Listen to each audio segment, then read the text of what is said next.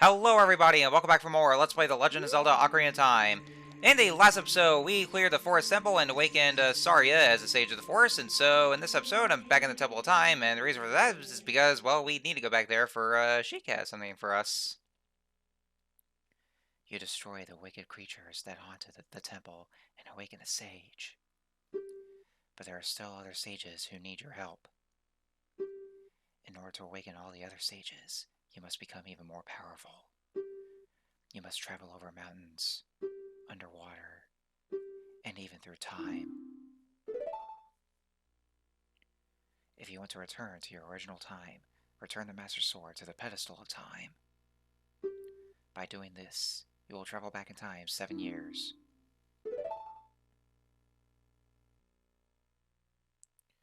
The time will come when you will have to return here quickly. I will teach this to you for when that time comes. The song to return you to the Temple of Time, the Prelude of Light. Alright, so we have a new song here, Prelude of Light. And this one we will definitely be using a lot because, well, you know, it's another one of the warp songs that we're going to be learning because, you know, yeah, we're using that to get back over to the Temple of Time, and, yeah, like I said, we're using it a lot, so...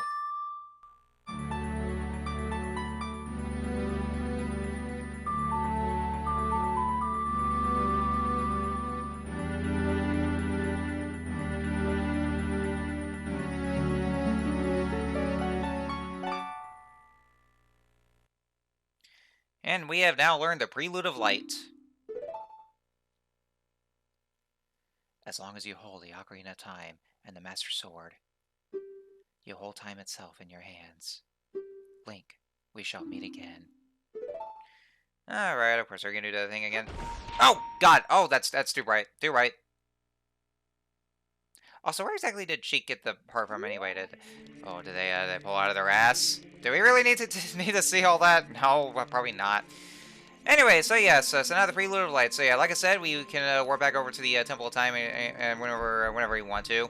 And so yeah, we'll be using it quite a lot because there are going to be those times when we actually do need to go back to Shadow Link. Because yeah, now that we clear the Forest Temple.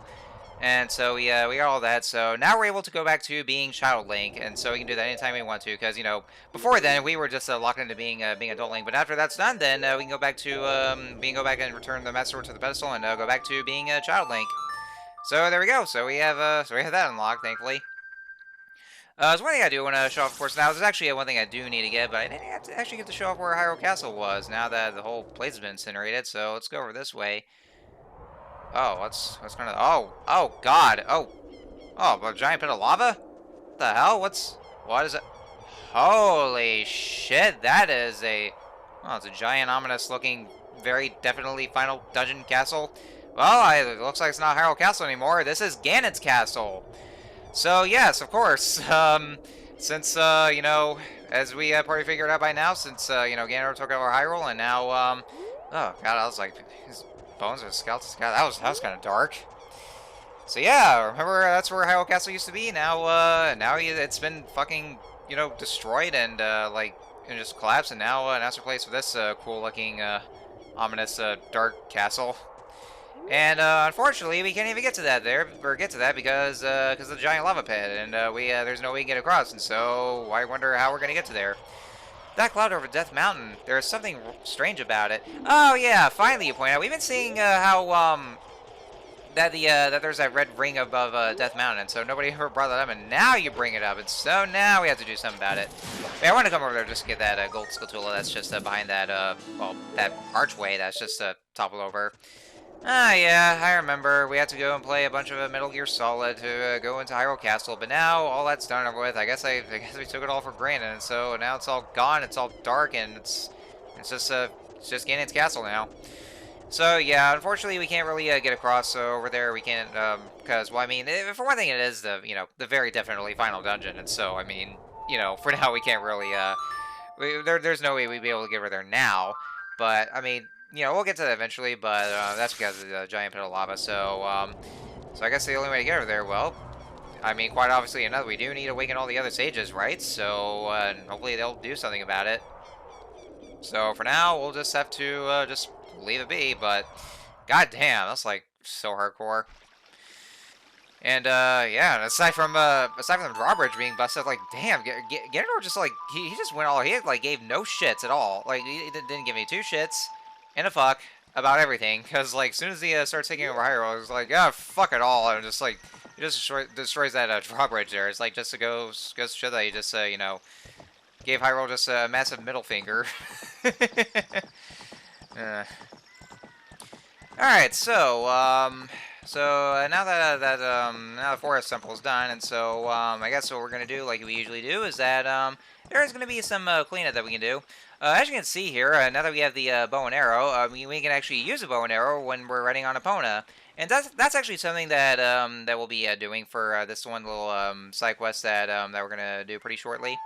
But first, we're gonna head back over to Kakariko Village because you know another thing, we have the bow and arrow, and if you remember that like back when we or back during the child half of this game, there was this one building that was already under construction. But now, 7 years later, we go over there to where it is. Oh, actually, I just remember that past me is just gonna go in that in this house first because Casal was there, and we just got done with everything in Lon Lon Ranch. So we're gonna wanna talk to him here. Did you save Malin? Thanks. I'm going back to the ranch then. Yeehaw! Also, you ever notice that there was a you see that saw that lady in the blue dress where we had our beloved pet dog Richard, and he's nowhere to be seen. I'm guessing she had to put him down. I don't know. Anyway, so yeah, I remember where there was a construction there. Well, now that's been built into the shooting gallery. It's the same exact layout as it was in the Castle Town. So yeah, remember the shooting gallery back in Hyrule Castle Town? So now that's well, now that's gone. But now he's relocated over to Kakariko Village, and so we can go play those mini games. So yeah, just like with the the one previously in the Castle Town, only that we are not using the slingshot, we're using the bow and arrow, so we can use that for to play that mini game. Now, unlike previously where it goes in a set order, it always goes in, it just always goes in like some kind of random order, just for the sake of a challenge.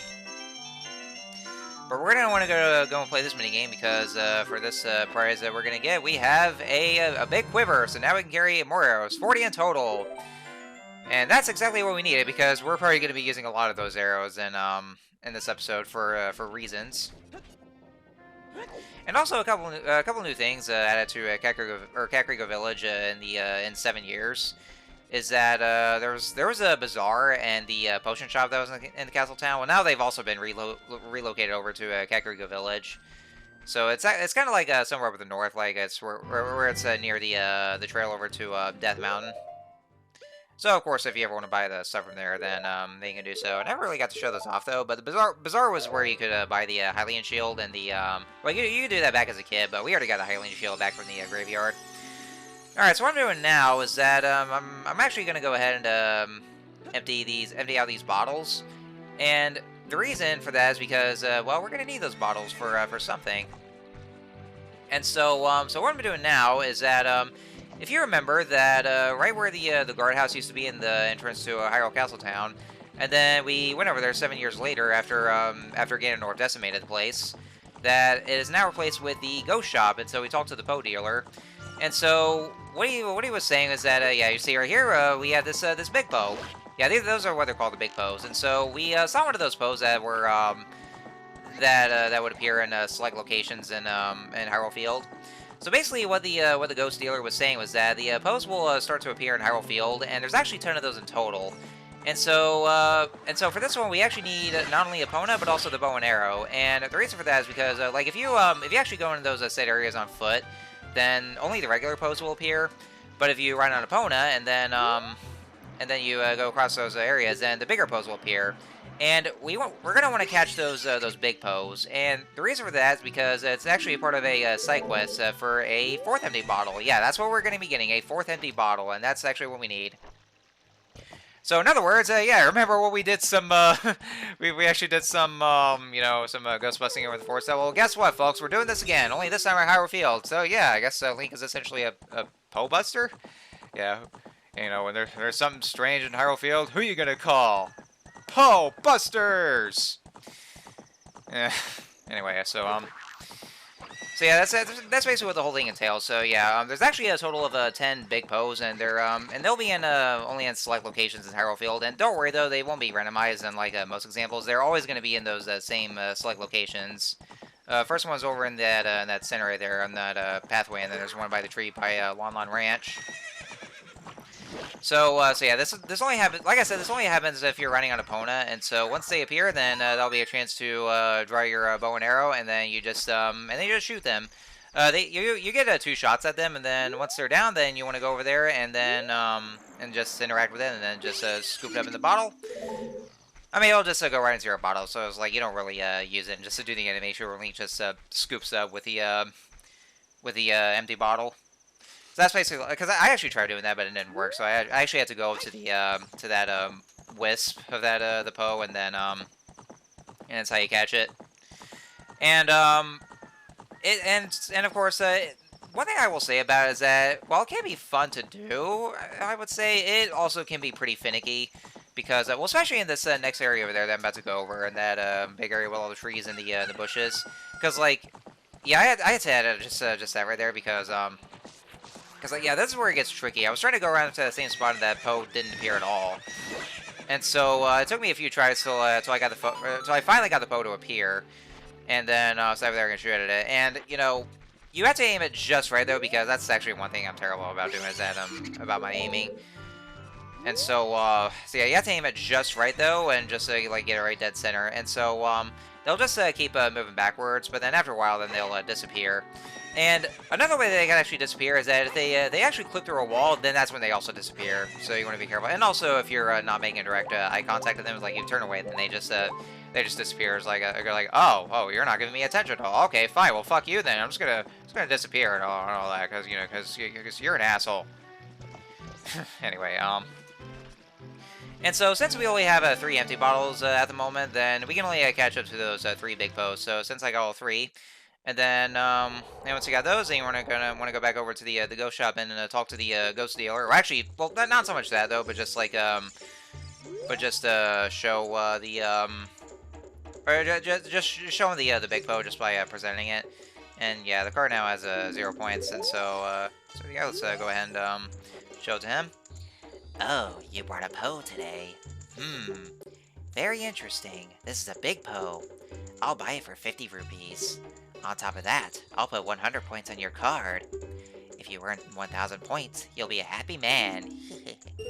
So yeah, that's basically what we're gonna do is that. Hey, I'm speeding this up here because for some weird ass reason, I can't even skip this dialogue box. I had to just just read through it. So that's why I'm speeding this up here because of how slow the text box was in this version. Which, I mean, one thing I'm glad about the 3DS version, where they actually made the text box faster, especially just going my fucking owl.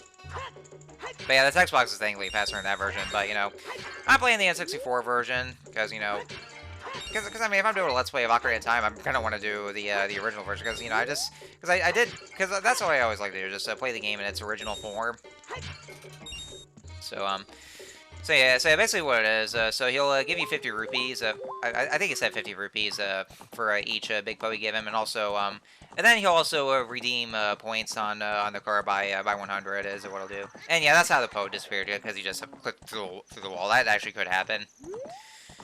And so yeah, it's only the Big Poes that you're gonna want to give him, so that way there he'll redeem those 100 points, and so getting up to 1,000 points is when we'll get the 4th empty bottle.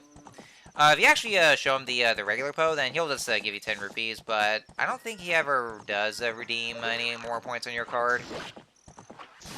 So yeah, you're gonna want to make sure to bring over the Big Poes to the ghost dealer. All right, so that's about it right here. And you know, honestly though, it's like we have like 3 empty bottles at the moment, and there's only like 10 Poes in Hyrule Field. And so, you know, because, like, you know, the amount of bottles I have is an odd number, and the Poes around here is an even number, then like, I would just have to make, like, a special trip, so just for that one Poe, usually, or basically, like, the last one. And I believe there's also 2 of the Big Poes just right by the entrance to Gerudo Valley. So, yeah, how about that? That's, and he just disappeared again. God damn it. So yeah, just keep doing so. It also gave me pretty long. It took me a lot of editing to go around because of having to go all over the place just to search for those Poes. And I actually had to use a reference guide because like because of how scattered they could be, and it's not really easy to remember where some of them. I mean, some of those I could remember their locations, like the one in the center, and also by Lon Lon Ranch, but anywhere else, it's kind of hard to remember where those things could be. But yeah, that's just about all there is. Just it, like I said, it may seem fun at first, but at the same time, it can also get pretty finicky, especially with how the Poes would just would just just move back and all that. So yeah, I guess that's just all there is to I'll say about it. But yeah, but that's just one thing that's very exciting. Just getting the 4th empty bottle because empty bottles were such a godsend in the Zelda series. When A Link to the Past introduced the mechanic for empty bottles. Link's Awakening actually took that away because we had the potion from Crazy Tracy, but they actually brought them over or back over in the Switch version. I think it was a Switch version, but yeah, I'm actually glad that Ocarina of Time brought those back because they are definitely the most useful because you can buy potions of those and you can also catch other things to help out with all that. It's empty bottles are probably the greatest things about the Zelda series. And I'm actually editing out those videos as well because off screen I'm just going back over to the Ghost Dealer to bring in the Poes and then come back over to catch more of those, or just catch more of the Poes. And when I played this, back when I was a kid and when I was playing this, I actually used to hate Hyrule Field a lot, mainly because because I always get spooked by the amounts of enemies in this big ass empty field. That's just expansive because as a child Link, at nighttime we had the Stealth Troller that'll pop out of the ground all of a sudden, and then there's also the Pea Hats that just suddenly appear and are just massive. And then as adult Link, strangely enough, the Stealth Troller or the Pea Hats and the Stealth Troller no longer appear at all, even at nighttime. But then once I was going around, then suddenly the Poes started appearing, and I actually got scared by the Poes because of their sun sounds and their sun appearances, and so and okay, I don't know why I wouldn't jump over the fence, but I really got scared so easily just by suddenly seeing the Poes just suddenly appear in Hyrule Field. I was like, oh god, oh what the hell? I didn't say it like that because I was a kid and I couldn't really curse back then like I am right now. You have these fucking fucks.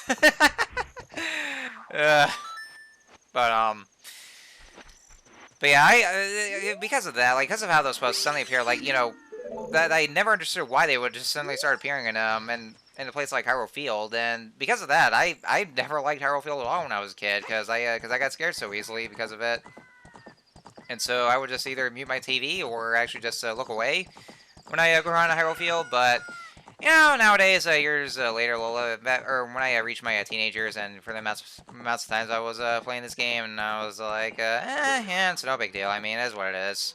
Because, that's when I got used to things. So, it's, it comes with age. It just comes with growing older. You just conquer your fears, that's all. Face your fears, and then you conquer your fears. So, that's one of those things in life that you do. There was something else I was also gonna say, but oh yeah, so as we already know, so now that so I mentioned how after you clear the Forest Temple, or I guess any kind of temple in that matter, because you actually can go over to the Fire Temple before the Forest Temple. The game doesn't even stop you at all from doing that, so it's kind of non-linear like that. But after clearing one of those temples, and so after talking to Sheik in the Temple of Time, then you'll not now. You'll actually be able to regain access to travel back to the past and being a Child Link again. And even though that Link has already aged after 7 years, just being in a coma for 7 years, and then his body aged, and then mentally he's still 9. But once you travel back to the past, just by placing the Master Sword back, and so you just rewind 7 years and go back to being a Child Link. Actually, I'm not even kidding here when I say that, because Link actually does go back to being a child. Physically, he's not his old body, but back to being a child, which we'll actually see pretty soon because, like I said, there are going to be those instances where we're actually going to need to go back to being Child Link to progress through the game. And there are even some other dungeons that require that that only Child Link can get to. But yeah, as for like this kind of video game logic, where like even after Link has aged 7 years, but then going back in time or going back to the past after that, then Link goes back to being a child. So I don't even know how that's possible for that to happen. I mean, maybe it's the magic of the Temple of Time, or probably the side effects, or just the magic in general for the Temple of Time. And once you or at least the power of the Sacred Realm is what it is. I don't know. I mean, it's never really explained at all how that even happens. So I'm only guessing it could be the power of the Temple of Time or the Sacred Realm, because like, you know, it would just seem very weird for me, just like after for Link having aged and then going back to being a kid. And all that. So, because when I was a kid, I thought this whole thing was actually a simulation somehow when Link is an adult, and then he goes back into reality by going back to being a kid. But I don't know. It could be the power of either the Temple of Time or the Sacred Realm. I mean, what do you guys think? But anything you guys would think. But you know, that's my only theory about it that could probably support this. So. Anyway, so that was the 10th and final Poe to bring over, and so we'll see what he gives us. Wait a minute! Wow, you have earned 1,000 points. Young man, you're a genuine ghost hunter. Is that what you expected me to say? Hehehe. Because of you, I have extra inventory of Big Poes, so this will be the last time I can buy a ghost. You're thinking about what I promised would happen when you earn 1,000 points. Hehe. Don't worry, I didn't forget. Just take this. And so with that, our prize is, yes, at long last, our 4th and final empty bottle. And so now we all have all 4 empty bottles, and so we can be able to use those for potions and all that cool stuff. Yes! Ah, man, things are getting better for us, I would say. Also, I'm pretty sure that there's this theory where, like, the guard that used to be here in the guardhouse is actually the same ghost hunters. But, you know, considering he's interested in ghosts and all that, but that's a theory. A game theory. Thanks for watching. Speaking of things, okay, I pretty sure saw what the reference is, so... Anyway, so next time on Let's Play Ocarina of Time, we are going to make some more progress, and I guess our next stop is over to Death Mountain and see why there's this big red ring that's been swirling around, and then we'll see what we'll do from there. So, see you guys then.